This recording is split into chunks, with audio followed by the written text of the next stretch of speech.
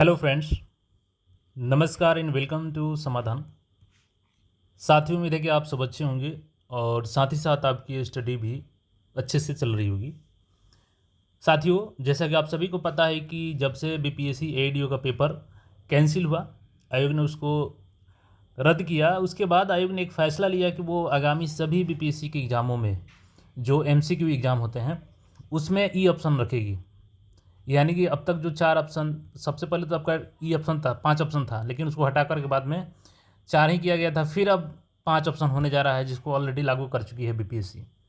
और E option के चलते आपको, चूँकि 4 ऑप्शन में से कोई एक सही आंसर आपको चूज़ करना रहेगा। अगर आपको नहीं आंसर पता है तो आपको लास्ट में ई ऑप्शन रखना है। यानी कि सपोज़ कीजिए कि आपके एग्ज़ाम में अगर 100 क्वेश्चन है तो 100 के 100 क्वेश्चन आपको ओएमआर शीट में रखने होंगे। अगर आप नहीं रखते हैं तो इसके लिए आपको दंड स्वरूप 1/3 अंक निगेटिव काटा जाएगा। यानी कि कोई क्वेश्चन आप गलत करते हैं तो उसमें भी निगेटिव कटता है। अगर आप किसी क्वेश्चन को नहीं रखते हैं तो उस कंडीशन में भी आपको 1/3 मार्क काटा जाएगा। और ये सभी परीक्षाओं में, चाहे 72वीं की बात करें, एडीओ की बात करें, सभी परीक्षाओं में लागू हो गया है। और इसका कहीं ना कहीं छात्रों पर मानसिक रूप से दबाव भी पड़ेगा कि उनको सारे क्वेश्चन सॉल्व करने हैं। अब उस प्रेशर में या तो क्वेश्चन छोड़ेंगे या गलत करेंगे तो उस कंडीशन में भी उनको यहाँ पे 1/3 का नुकसान झेलना पड़ेगा। और इसी को देखते हुए आयोग ने अभी जो है कुछ समय एक्स्ट्रा देने के लिए एक नोटिस जारी की है। और क्या ये सभी परीक्षाओं में लागू होगा? क्योंकि अभी देखिएगा तो 33वीं न्यायिक की परीक्षा होने जा रहा है और इसमें एक्स्ट्रा समय मिला है। तो हम लोग देखेंगे क्या 72वीं में छूट मिलेगा, एडीओ में छूट मिलेगा ये समय। तो सबसे पहले इस नोटिस को देखिएगा।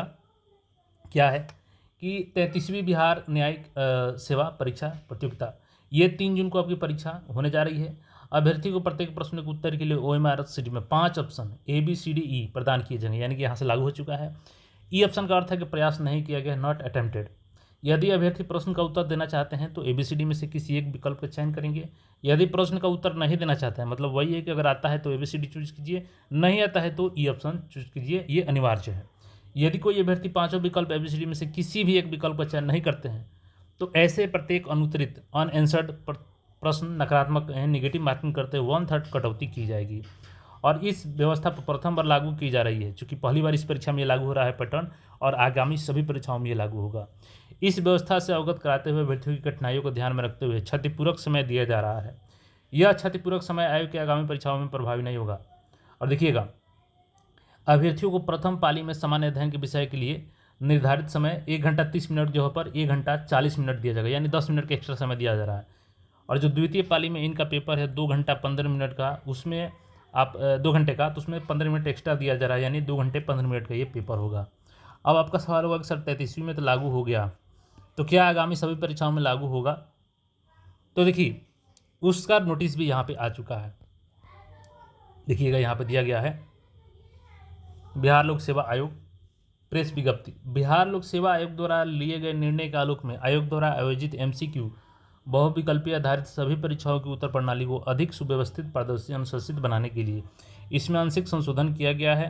और 3 जून 2026 को जो 33वीं न्यायिक की परीक्षा उसमें पहली बार यहाँ पे लागू किया जा रहा है। ठीक है, तदनुसार पूर्व व्यवस्था 4 विकल्प ABCD के स्थान पर प्रत्येक प्रश्न के लिए 5 विकल्प रहेगा।